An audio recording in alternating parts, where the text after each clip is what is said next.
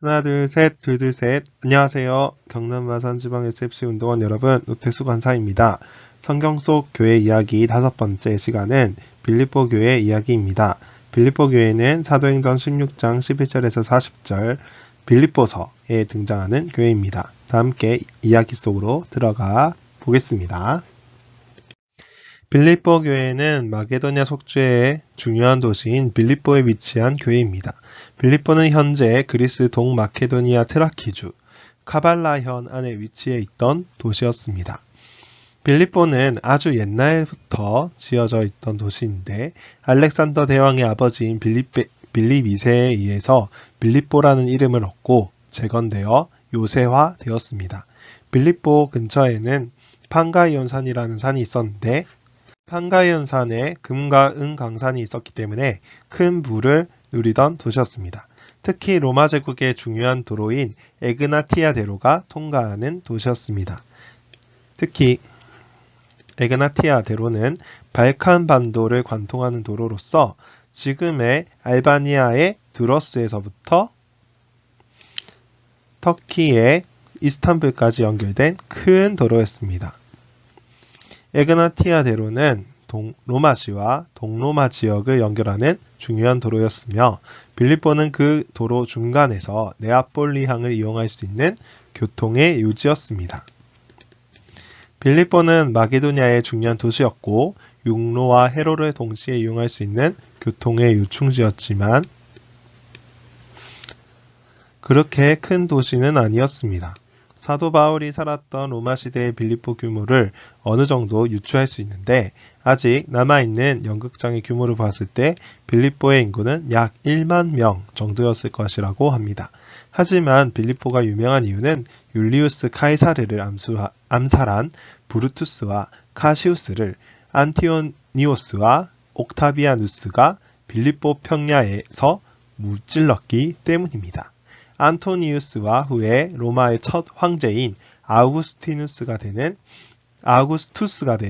옥타비아누스는 빌립보 평야 전투에서 브루투스와 카시우스를 물리치게 되었고 안토니우스와 옥타비아누스 사이에 일어난 악티움 해전에서 옥타비아누스가 최종 승리하게 되었습니다. 옥타비아누스는 자신을 따르던 많은 군인들을 퇴역시키고 그들의 공로를 치하하기 위해서 그들을 위하여 빌립보에 이주시켜 여생을 보낼 수 있도록 하였습니다. 빌립보는 로마의 식민지였기 때문에 빌립보에서 태어나는 아이들은 로마 시민이 될 수 있었습니다. 로마 시민은 여러 가지 특권을 가질 수 있었습니다. 죄를 지어도 채찍 형벌을 면제받을 수 있었고 죄가 확실하게 판단되지 않은 이상 불체포 특권을 가지고 있었습니다. 지방 총독이나 재판에서 불만족한 결과가 나온다면 황제에게 직접 상소할 수 있는 상소권도 있었습니다. 더 일상적인 특권으로는 황제와 군대에게 바쳐야 할 세금과 공물이 면제되는 그런 특권이 있었습니다. 빌립보 주민들의 상당수가 로마 시민이었고 자신이 로마 시민이라는 것을 자랑스러워 했습니다.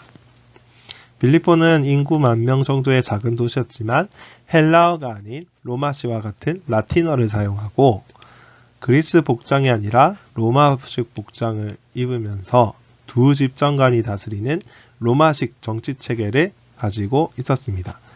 황제 숭배를 중요하게 생각하는 것은 당연한 일입니다. 사도 바울이 빌립보에 방문하였을 당시 빌립보에 사는 유대인은 그 수가 아주 적었을 것입니다. 왜냐하면 사도행전에 따르면 사도 바울과 실라가 빌립보에 찾아왔을 때에 유대인의 회당이 없었다고 기록되어 있기 때문입니다. 유대인들은 일정 수가 모이면 우선 회당을 먼저 지었다고 기록합니다. 그러나 빌립보에는 회당을 짓고 유지할 만한 충분한 수의 유대인이 거주하지 않았다는 것을 알 수 있습니다. 유대인들은 회당이 없을 경우 안식일을 거룩하게 지키기 위해서 율법상 정결의식을 치루어야 했기 때문에 물가에 가서 임시로 모임을 가졌습니다. 유대교와 마찬가지로 빌립보에는 다른 이방 종교의 흔적을 특별히 남아있지 않습니다. 로마 제국의 도시라면 의무적으로 시행해야 했던 황제 숭배와 빌립보를 세웠다고 알려져 있는 카티스테스를 기리는 영웅 숭배 흔적이 남겨져 있을 뿐입니다. 빌립보 교회는 사도 바울의 2차 전도 여행 때 설립이 되었습니다. 사도 바울이 무시아 앞에서 에베소가 있는 아시아 속주로 가려고 했지만 성령 하나님께서 사도 바울의 일행을 마게도니아 속주로 인도하셨습니다. 무시아 속주의 드로아에서 배를 타고 네아폴리 항에 내려서 빌립보로 들어가게 되었습니다. 안식일이 가까워 회당에 들어가 말씀을 전하려고 했는데 빌립보에는 회당이 없었습니다. 그래서 강가에 찾아가 복음을 전했습니다. 강가에서 두아디라 출신의 자색 옷감장 상인인 루디아를 만났고 루디아는 복음을 받아들였습니다. 빌립보에서도 하나님께서는 복음의 큰 능력을 보여주셨습니다. 사도 바울은 빌립보에서 복음을 전하다가 귀신 들린 여종에게서 복음 전하는 것을 방해받게 되었습니다. 바울은 어쩔 수 없이 귀신을 쫓아낼 수밖에 없었습니다. 여종의 주인은 여종이 귀신 들린 것을 이용하여 점을 치게 하였고 많은 수익을 얻어왔습니다. 그러나 귀신이 쫓겨난 것을 보고 자기에게 손해를 끼친 바울과 실라를 관청에게 고발하였습니다. 바울과 실라는 많은 매를 맞고 감옥에 갇히게 되었는데 하나님께서 지진을 일으키셔서 감옥 문을 여시고 손과 발에 묶여있던 사슬을 푸셨습니다. 이 장면을 본 간수가 도망간 죄수들의 책임을 지고 자결하려고 했지만 사도 바울과 실라는 그 기회를 이용하여 간수에게 복음을 전하였습니다. 간수와 그 가정은 복음을 받아들이고 온 가정이 세례를 받게 되었습니다. 빌립보 교회는 자색 옷감 상인인 루디아와 빌립보 감옥의 간수로부터 시작되었습니다.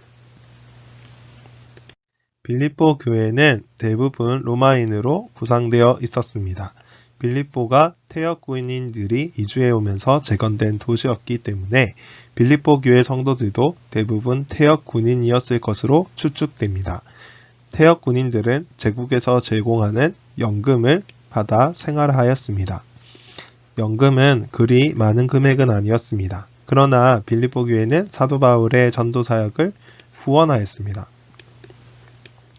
사도 바울이 빌립보를 떠나 데살로니가에서 사역을 할 때에도 2번이나 사도 바울의 쓸 것을 보내주었습니다. 또한 로마 감옥에 갇혀 있을 때에도 감옥에 있는 바울을 대신해 심부름을 해줄 에바브로디도와 함께 돈과 쓸 것을 보내어서 바울이 충분히 감옥 생활을 할 수 있도록 도와주었습니다. 또한 예루살렘 지역에 가뭄이 들었을 때 예루살렘 교회 형제들을 어려워하고 있을 때 빌립보 교회는 선뜻 나서서 예루살렘 교회를 도울 수 있는 후원금을 마련하여 사도 바울 편으로 보내었습니다. 빌립보서는 그리 넉넉한 형편이 아닌데도 불구하고 사도 바울 자신을 돕는 빌립보 교회 성도들에게 감사 인사를 전하는 편지입니다. 감사 인사를 전할 뿐 아니라 교회 생활에 대한 여러 가지 권면들을 함께 전하고 있습니다. 빌립보서에는 시민권이라는 표현, 생활이라는 표현이 많이 등장합니다. 시민권은 빌립보 사람들이 거의 대부분 로마 시민권자였기 때문에 세상 나라인 로마의 시민권을 예로 들면서 땅의 시민권보다 하늘의 시민권이 더 귀하고 중요하다는 것을 강조합니다. 생활이라는 말은 시민권자로 살아가는 생활 방식을 이야기합니다. 하늘 시민권자로 교회라는 이름으로 하나 되어 한 마음 한 뜻으로 복음의 신앙을 위하여 협력하고 무슨 일에든지 대적하는 자들 때문에 두려워하지 않도록 권면하였습니다. 빌립보 교회를 대적하는 자들은 갈라디아 교회와 마찬가지로 그리스도를 믿는 이방인도 유대인과 같이 되어야 한다라고 주장하는 율법주의자들이었습니다. 빌립보 교회 성도들에게 율법주의자들의 주장은 매우 설득력 있게 들렸습니다. 유대교는 로마 제국의 공인된 종교였고 황제의식에 참여하지 않아도 되었습니다. 그리스도를 믿는 자는 마땅히 다른 신을 섬기지 말라는 하나님의 명령에 순종해야 했지만 빌립보에서 황제 숭배를 거부하는 일은 매우 힘든 일이었습니다. 황제 숭배는 로마 시민으로 빌립보에 은혜를 베푼 황제에게 마땅히 드려야 하는 의식이었습니다. 황제 숭배 의식에 참여하지 않은 것은 단순히 황제를 소중하게 생각하지 않는다는 것으로 끝나는 것이 아니라 황제의 위엄을 떨어뜨리고 반란을 시도했다는 죄를 뒤집어 쓰게 됩니다. 황제에 대한 반란죄는 형벌이 가혹했습니다. 로마 시민이 아닌 자들에게는 최고 형벌인 십자가형이 내려질 만큼 엄중한 벌이었습니다. 빌립보 교회 성도들은 율법주의자들의 꾀임에 잘 넘어갈 수 있는 환경에 놓여 있었습니다. 유대교의 율법을 따른다면 무서운 형벌을 피할 수 있었기 때문입니다. 그러나 사도 바울은 빌립보 교회 성도들에게 단호히 율법주의자들의 유혹을 뿌리치라고 말씀하고 있습니다. 빌립보에 들어온 율법주의자들은 구원을 받기 위해서는 할례를 받고 율법이 정한 음식을 먹어야 하기 때문에 음식을 가려 먹어야 한다라고 주장했습니다. 하지만 구원은 할례와 음식을 가려 먹는 것에서 나오지 않습니다. 오직 구원은 구원하시는 자 예수 그리스도로부터 나옵니다. 예수 그리스도께서 베푸시는 구원은 할례를 받거나 음식을 가려 먹는 것으로 받을 수 있는 것이 아니라 예수께서 그리스도이시고 구원자이심을 믿는 믿음으로만 받을 수 있습니다. 할례와 음식에 묶인 율법주의자들은 장차 올 하나님의 영광을, 하늘의 영광을 바라본다고 얘기하면서도 결국 지금 당장 앞에 있는 땅의 것만 생각하고 땅의 영광만 바라는 위선자일 뿐입니다. 빌립보 교회 성도들은 자신의 시민권이 땅에 있는 것이 아니라 하늘에 있으므로 율법주의자들의 가르침에 유혹되지 말고 믿음을 지켜야 했습니다. 사도 바울이 떠난 이후 빌립보 교회를 누가 맡았는지는 불분명합니다. 고린도의 에라스도나 에바브로디도, 루디아나, 유오디아와 순두계와 같은 사람들이 유력한 후보입니다. 2세기 즈음에 서머나 교회의 폴리갑 목사님은 빌립보 교회 성도들에게 편지를 보내었습니다. 빌립보 교회에도 에베소에 나타난 이단과 마찬가지로 예수님께서 육체로 세상에 오신 것을 부정하는 사람들이 나타났기 때문입니다. 또한 예수님을 본받아 고난의 길, 순교의 길을 걷는 것을 제자의 마땅한 도리로 여기라고 권면하였습니다. 교회로 모인 성도들은 이 땅에 사는 나그네이기 때문에 고난과 역경은 당연한 일이며 곧 세상의 것을 욕심을 가지지 말고 서로 섬기며 사랑하라고 말했습니다. 폴리갑 목사님은 사도 요한의 수제자였기 때문에 에베소 교회에 나타났던 이단을 잘 상대하는 법을 알았고 그것을 편지를 통해서 빌립보 교회에게 잘 전달하였습니다. 빌립보 교회는 그 이후 6세기에 슬라브인들의 침공을 받았고 전염병으로 큰 타격을 입었습니다. 거기에다가 7세기경에는 큰 지진이 있어서 빌립보 도시가 완전히 파괴되었고 다시 세워지지 못했습니다. 이후 빌립보 교회도 흩어져 버리고 말았습니다. 현재 빌립보 교회는 남아있지 않습니다.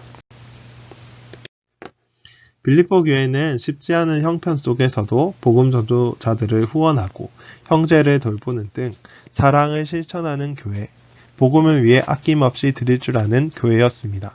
교회 안에서는 율법주의자들과 이단들이 있었고 교회 밖에서는 황제 숭배를 강요하는 로마 제국이 있었지만 교회는 흔들리지 않았습니다. 땅에서 유익을 주는 로마 시민권에 매달리기보다 장차 올 영광을 바라고 표대를 향하여 달려 하늘의 시민권에 합당한 삶을 살았습니다. 사도 바울의 권면은 빌립보 교회가 존재하는 동안 계속 지켜졌습니다. 우리도 사도 바울을 통해 주신 하나님의 말씀을 우리 가운데 새겨 온 교회와 함께 하나님의 은혜를 누릴 수 있었으면 좋겠습니다. 함께 빌립보서 1장 27절에서 28절 말씀을 읽도록 하겠습니다. 오직 너희는 그리스도의 복음에 합당하게 생활하라. 이는 내가 너희에게 가보나 떠나 있으나 너희가 한 마음으로 서서 한 뜻으로 복음의 신앙을 위하여 협력하는 것과 무슨 일에든지 대적하는 자들 때문에 두려워하지 아니하는 이 일을 듣고자 함이라.